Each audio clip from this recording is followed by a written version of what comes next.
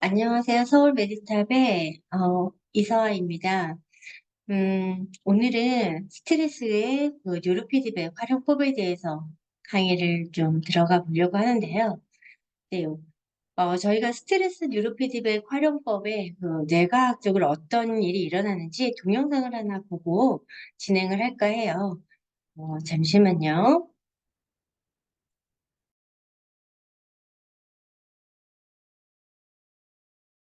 아무래도 동영상이 좀 보시기에 편하실 것 같아서 동영상을 먼저 돌렸고요. 자, 일단은 스트레스하고 관계하는 데 영역을 보면 이 스트레스에 관계하는 데 영역은 너무너무너무 복잡해요. 그래서 어느 부분이다라고 딱 얘기를 하기가 어렵긴 하거든요.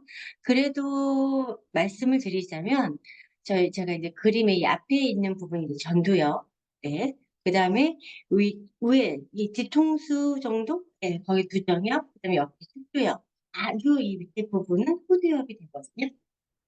그런데 이 스트레스에 관계하는데 영역이 잠시만요. 음, 네. 지금 이게 우리 저기 카메라에 저기 그 화면들이 다 보여가지고 그걸 좀 조절하느라고 스트레스에 관계하는데 영역이 전두필질. 네, 여기는 이제 저희가 이제 주관적인 스트레스를 체감하거나 판단하거나 의사결정을 하는 부분이 이제 전두피질이고요. 축두엽이랑 두정엽이랑 후두엽 부분은 스트레스에 대한 감정이나 반응 관련해서 어떤 불안이나 공포나 우울 이런 데를 조절하는 역할들이 이 부분에 굉장히 많은 부분에서 관할을 하고 있어요. 그리고 어, 시상 이 내 안쪽에 가장 가운데에 시상이라는 데가 있고 그 밑에 시상하부라는 내하 시상하부라는 데가 있고 시상하부에 그 네아스체라는 아이가 달랑달랑 붙어 있거든요. 근데 이 네아스체는 그 여러분 아시죠? 호르몬의 분비나 이런 호르몬과 관계하는 영역인데 얘가 스트레스 반응을 조절하는 중추적인 역할을 하면서 그리고 스트레스 상황에서 호르몬 분비를 조절하고 신체 반응을 조정하는 역할을 하고 있거든요. 네. 그러면서 우리가 이제 이 스트레스에 관계하는 내 영역의 그 만성 스트레스를 받는 데 연구를 보면 여기 보시면 얘기했지만 화질이 조금 안 좋긴 한데 해마예요. 해마가 해마가 이 기억을 담당하는 부분이잖아요. 그런데 스트레스를 많이 받으면 해마의 크기가 작아져요. 그래서 스트레스를 많이 받는 아이들이 학습 능력이 좋지 않다라는 어떤 연구 결과가 어, 굉장히 이해가 되는 부분이거든요. 해마의 크기가 작아지고 뇌의 크기가 내가 줄어들어요. 그러면 내가 줄어들면 공간이 생기죠. 그래서 일반적인 뇌하고 이 스트레스를 받은 뇌가 해마의 크기에서 줄어들고 뇌가 줄어드니까 여기 공간이 옆에 보시면 오른쪽의 공간보다 왼쪽의 공간이 훨씬 더 많이 생긴 그런 걸 볼 수가 있어요. 그래서 스트레스가 굉장히 우리의 어떤 발달에도 굉장히 좋지 않다. 발달이 제대로 이렇게 원활하게 이루어지는 거에 도움을 주지 않는다라는 걸 알 수가 있고요. 아까 이제 김피사 센터장님 말씀하셨던 그 스트레스의 신경 전달 물질 중에 그 코티솔이라는 부분이 있는데 코티솔은 스트레스 상황에서 분비되는 굉장히 주요한 호르몬이에요. 얘가 신체에 대해서 면역 체계에 굉장히 영향을 주는데 아까 그 영상에서도 보신 바와 같이 소화가 안 된다거나 옆에 보시면 우리가 두통이 온다거나 심혈관계로 와서 소화를 안 되게 한다거나 췌장이나 장으로 와서 아이들 왜 설사가 갑자기 배 아파서 화장실 달려가잖아요. 설사가 있는다거나 아니면 이제 이런 부분들이 생리불순이나 정자의 악화 뭐 이런 부분들로 이어질 수 있게끔 하는 그런 시스템이 이루어지고 있어요. 그리고 그 외에도 뭐 에피네프린과 노르에피네프린, 세로토닌처럼 이제 스트레스가 이제 강화됐을 때 우리가 우울증과 불안이 좀 생기잖아요. 그런 부분들과 또 관계할 수가 있는 부분들이죠. 저희는 이제 이러한 스트레스의 관리를 위해서 뉴로 피드백을 활용을 하게 되는데요. 뉴로 피드백을 활용하는 뉴로 피드백이라는 부분을 이제 다시 한번 또 말씀을 드리자면 자신에 대해서 발생하는 뇌파 정보를 활용해서 우리가 스트레스 관리에 유용한 특정 뇌파를 조금 훈련하는 그런 치료 방법이거든요.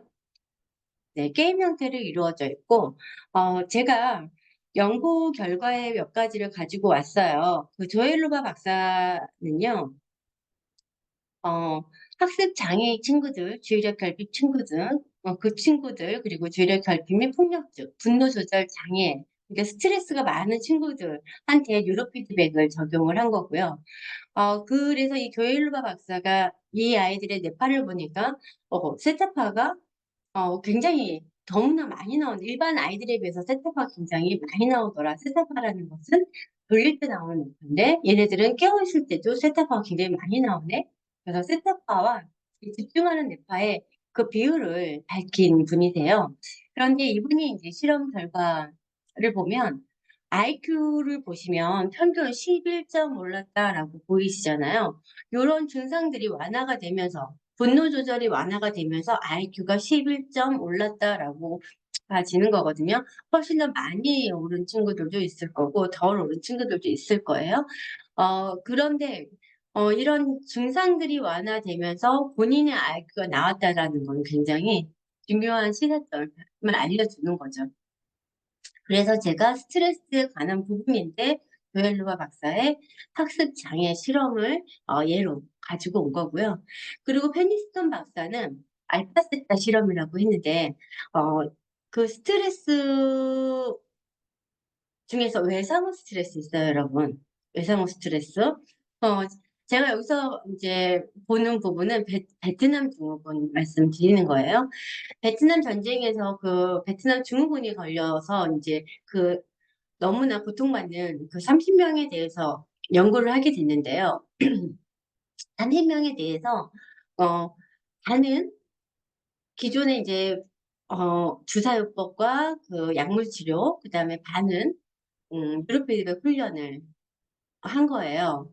그리고 나서 완치를 시켜서 한 달 동안 훈련을 열심히 시켜서 거의 완치에 이르게 해서 이제 내보낸 거예요. 그런데 3개월 뒤에 베트남 증후군의 그 주사요법이나 약물 치료를 했던 분들은 재발이 돼서 다시 와요. 그런데 이 뉴로피직을 훈련을 했던 그 분들은 거의 완치돼서 재발이 되지 않았거든요. 그러니까 80% 이상의 완치를 보였다라는 연구 결과를 보여주고 있어요. 그만큼 뉴로피드백 훈련이라는 것이 음, 그 어떤 상황인 거냐면 스트레스는 같은 스트레스예요. 같은 전쟁의 상황에 놓여 있는데 그런데 그것을 내가 좀 나를 객관화돼서 바라볼 수 있게 만드는 그런 어, 뇌의 어떤 신경망의 어떤 견고함을 만드느냐 안 만드느냐 그 차이거든요. 저희가 이 뉴로피드백 훈련을 하기 위해서 먼저 이렇게 뇌파를 찍어요. 굉장히 예전에는 복잡하게 뇌파를 찍었지만 지금 굉장히 심플하게 뇌파를 정하거든요. 그래서 이 스트레스에 대한 원인을 분석하게 됩니다. 그래서 저희 병원에서 이제 하는 프로그램들이 이 뇌발달 부위를 한번 보시면 이완 훈련은 뇌 전체를 자극을 하고 집중력 훈련은 전두엽과 감각 피질과 운동 피질을 자극을 하고 기억력 훈련은 전두엽과 척두엽, 해마 부분을 자극을 하게 되고 사고력 훈련은 전두엽, 두정엽, 척두엽, 그다음에 명상 훈련은 뇌 전체를 자극하고 게임 훈련은 뇌 전체를 또 자극을 하게 돼요. 아까 우리가 어, 스트레스에 관계하는 뇌 영역 기억하시죠?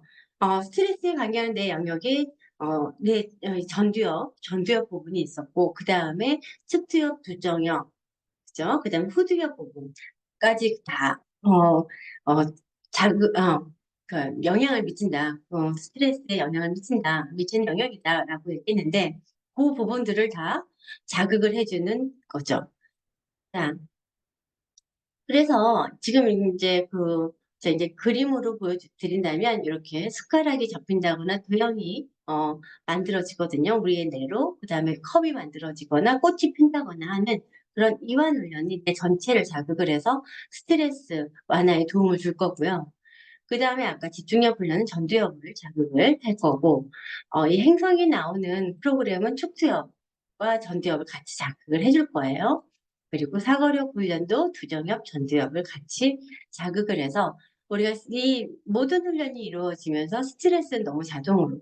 근데 제가 이렇게 얘기하기가 참 입이 아픈 게 모든 저희 뉴로피드백 훈련을 하게 되면 스트레스 완화에 대한 지수는 거의 100% 좋아져요.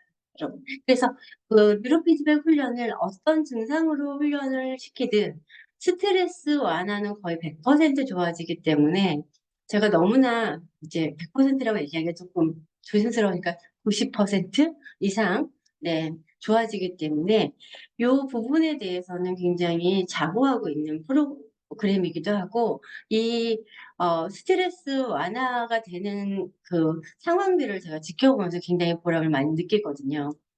그리고 명상 훈련이나 어떤 게임 훈련을 통해서도 뇌 전체를 자극을 하게 되고 자원의 균형으로 뇌의 밸런스를 맞춰줘서 우리가 스트레스에 어떻게 그 대처할 수 있는 그런 것들을 좀 해결을 해두게 됩니다.